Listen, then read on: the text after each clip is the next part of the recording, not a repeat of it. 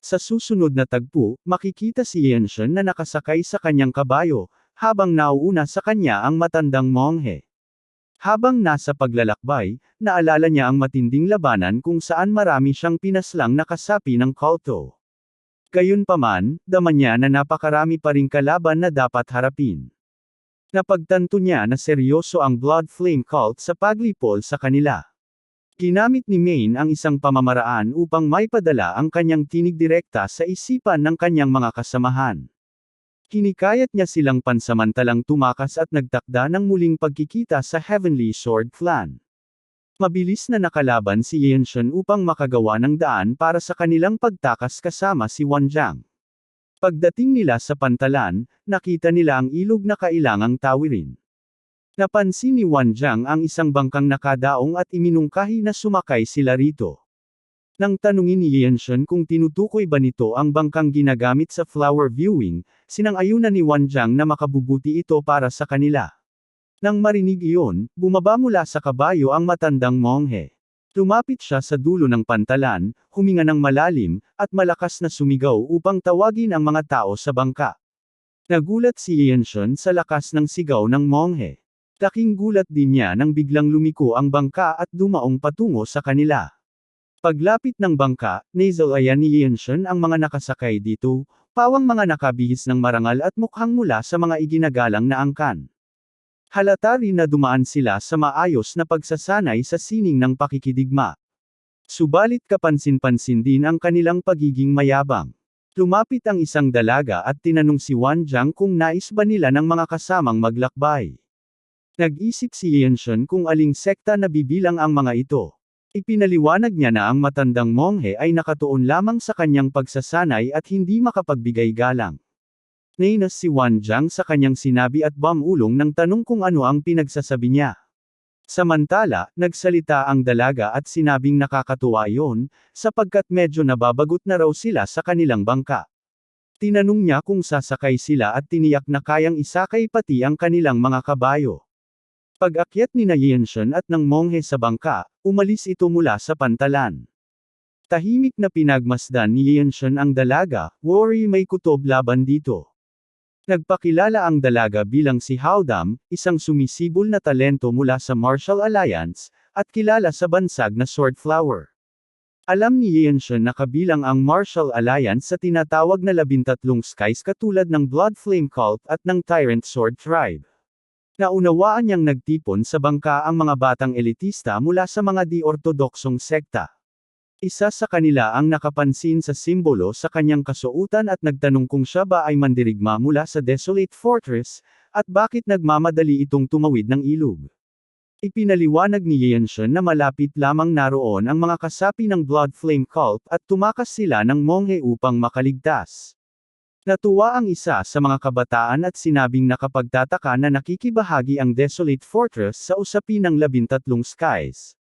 Ibinaba niya ang hawak na tasa at tinanong si Yenshen kung batid ba niya natakot ang mga blood-sucking demons na makatakas pa ang isang kagaya niya. Bigla niyang hinawakan ang kanyang espada at tumayo, sabay sabing hindi niya inakalang pati isang mongheng Shaolin ay masasangkot sa kaguluhang ito. Idinagdag ni Haodam na napakainam ng pagkakataon, dahil ang ilog ay mainam na lugar upang patahimikin ang mga tao. Pinunapa niya na hindi man lang natatakot ang dalawa. Sa halip na sagutin, tinalikuran ni Yenshen si Haodam at tumingin sa isang babaeng lumalayo sa kanila. Inis na inis si Haodam sa pagwawalang bahala ni Yenshen at inakusahan siyang arrogant. Hinugot niya ang kanyang espada, pinalibutan ito ng enerhiya, at tinangkang hiwain ang babae.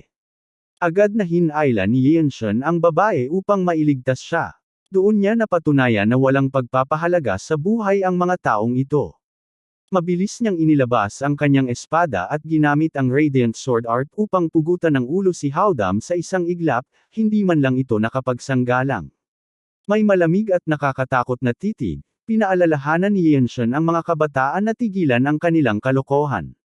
Nabahala ang mga ito at hindi makapaniwala sa lakas ng kanyang atake. Isa sa kanila ang nagbunyag na si Haodam ay ang pinakamamahal na anak ng Song Manor ng Martial Alliance. Tinanong siya kung hindi ba siya natatakot sa magiging kapalit ng kanyang ginawa. Iwinasiwas lamang ni Yanshan ang kanyang espada upang alisin ang dugo rito. Ipinunto niyang sila mismo ang nagtangkang pumatay sa kanya at sa monghe, kaya't mas nararapat silang mangamba sa paghihiganti ng Desolate Fortress. Idinagdag pa niya na sa ngayon ay patutunguhin nila ang Hilaga, at siya na ang magpapasya kung ano ang gagawin sa kanila pagdating ng tamang oras. Sinabi ni Yanshan sa mga kabataan na sila na ang maglalayag ng bangka mula roon. Tumutol ang isa sa kanila na may suot na headband at tinanong siya kung hindi ba niya narinig ang kanyang sinabi, na ang napatay ay si Howdam, ang tinaguriang Swordflower ng Sun Manor. Nagpasya si Yanshan na ipakilala ang sarili. Umiti siya sa kanila at umupo sa isang kahon, saka inilahad na siya ang tinaguriang Lightning Genius ng Radiant Demon Squad.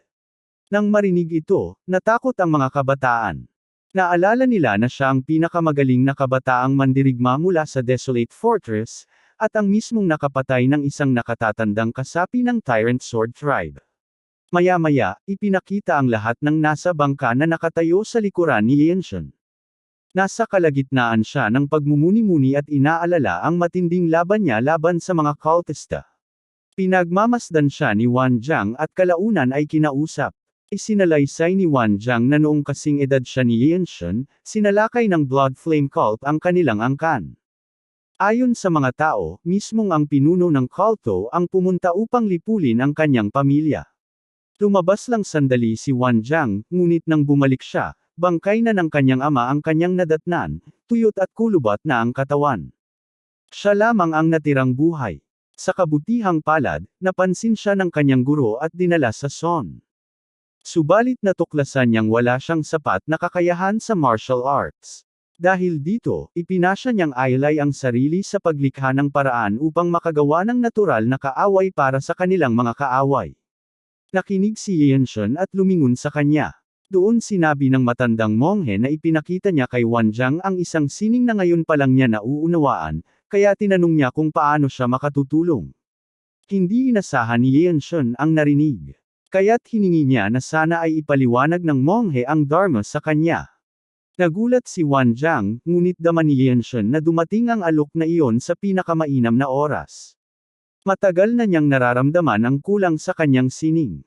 Ang mababaw na aral na natutunan niya kay Gakyong ay hindi sapat upang petalasin ang kanyang galaw.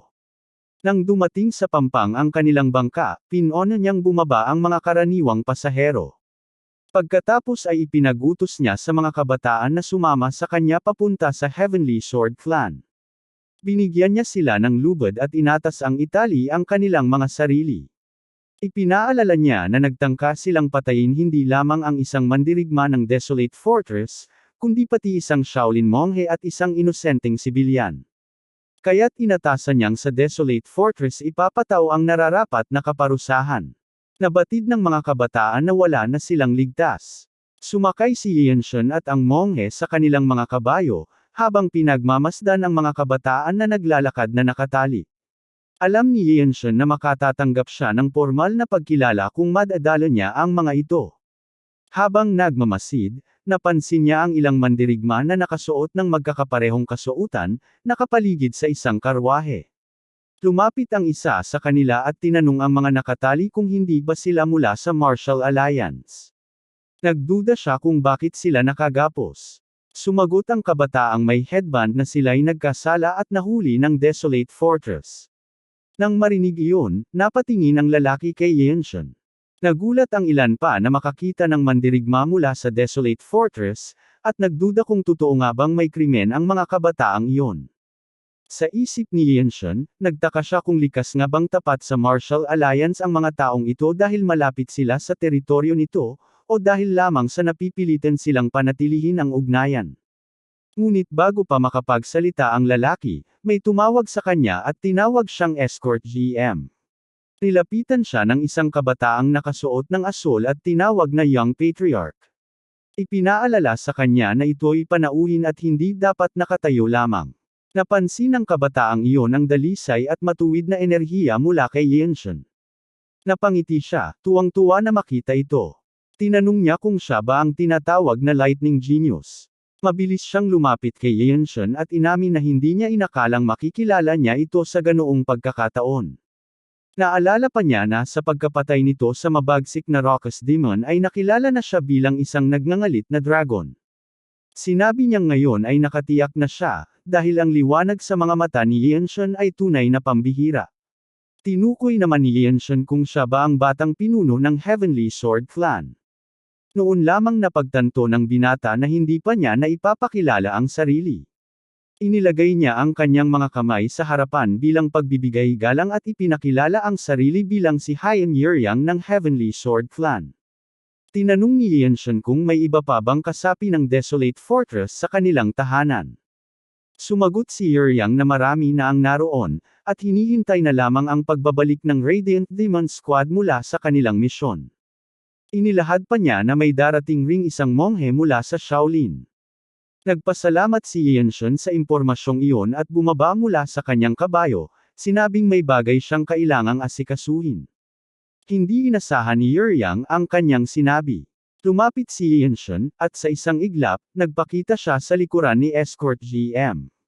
Sinabi niya na pamilyar ang enerhiyang nararamdaman niya mula rito. Nagulat ang lalaki at umatras nang biglang buhusan ni Yanshun ng tubig ang kanyang mukha. Gulat na gulat itong nagtanong kung ano ang ginagawa niya. Nang marinig ang sinabi, isang malamig na ngiti ang gumuhit sa labi ni Yanshun.